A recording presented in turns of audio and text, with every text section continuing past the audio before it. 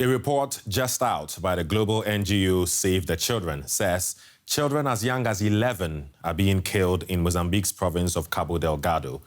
As the conflict there continues to displace thousands, families report horrifying scenes of murder and loved ones disappearing. It's been very difficult to get any information out of the area due to the government's restrictive information policy, but after months of waiting, our correspondent Adrian Kriesch was accredited and has now sent us some rare insights into the brutal situation. We are traveling to Quirimba Island, where the United Nations World Food Programme is planning a food distribution program. The engines are too heavy, yeah. But our boat's journey ends at the halfway point. The tide is going out, so we have to continue on foot. The area is dangerous. On the close-by mainland, there are still regular attacks by Islamist insurgents.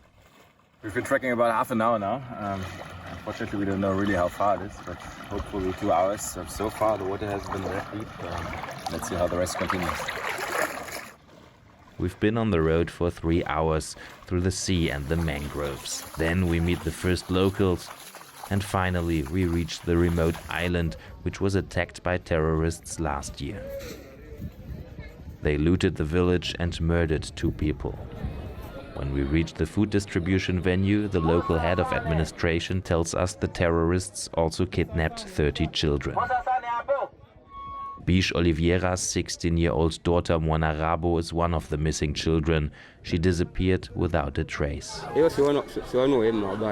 These people are just evil. They come from far away, take away our children, and don't even tell us why or what they want.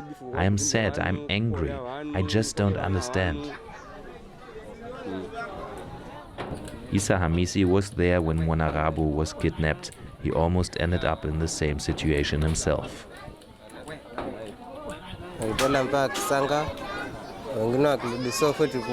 They said, we are taking you with us to our camp. We will train you and teach you to shoot and make you a soldier.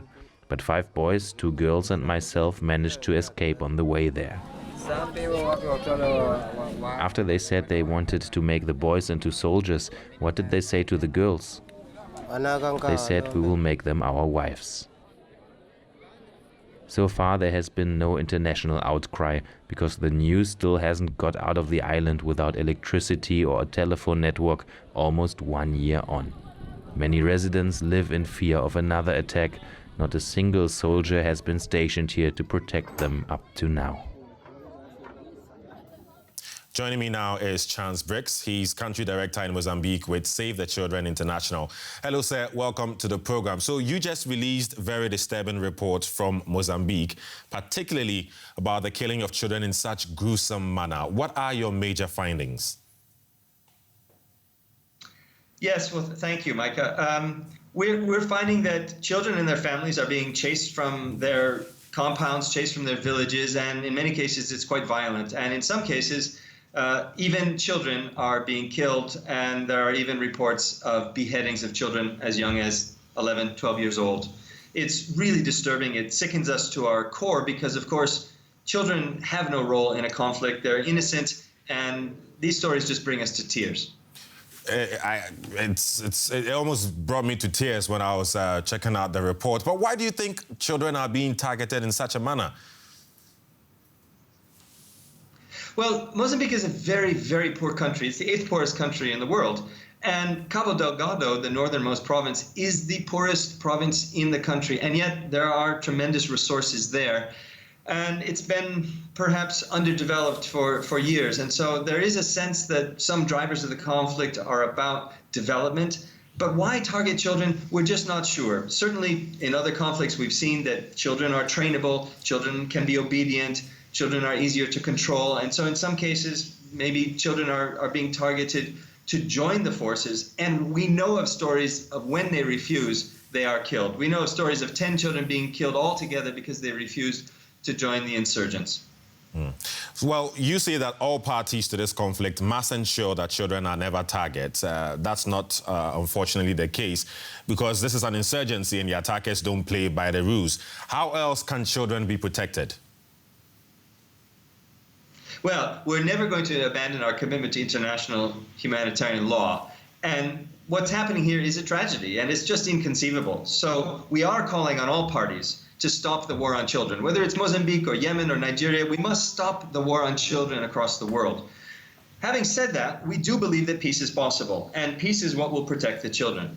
The Mozambican government has demonstrated in the past a willingness and ability to negotiate with enemies and with opponents. They have signed peace deals and treaties, and we believe that that should be possible in this conflict as well. You also talk about how there's hardly enough resources available to support the displaced children. How is there a way around that? Well, donor governments, such as the German government, can and should provide more resources to help address the needs of 670,000 people who've been displaced. And that's 1/3 of the province, the population of the province. There's tremendous needs for food, for shelter, for schooling, and even for just basic needs like female menstrual hygiene and soap and toothpaste. So there's a real need for funding, and we believe that even with all the pressures of COVID-19, that the world can and should do more. Okay. Now, right before I let you go, is there anything positive out of all that's been happening so far? Thank you. Well, many families are escaping to safety, and we and other NGOs are able to provide them with services. We're engaged in psychosocial care because they've gone through tremendous trauma. We're helping build classrooms to make sure children can go back to school. We're providing food and other resources. But also, sometimes when children are fleeing their villages, it's at night, and they get off track and they get lost. And so we have many instances of children being separated from their families for days and days on end, and coming to the towns and not knowing how to find their parents. And we have a process for finding these separated children and for reuniting them with their families. And I'd like to tell you, we recently helped a young boy named Sergio, 11 years old. He was separated from the entire family, but he could describe his mother, and we managed to find his mother's neighbor's phone number. And through that, we found the mother. Okay. And after 3 months of being apart, we were able to reunite this family.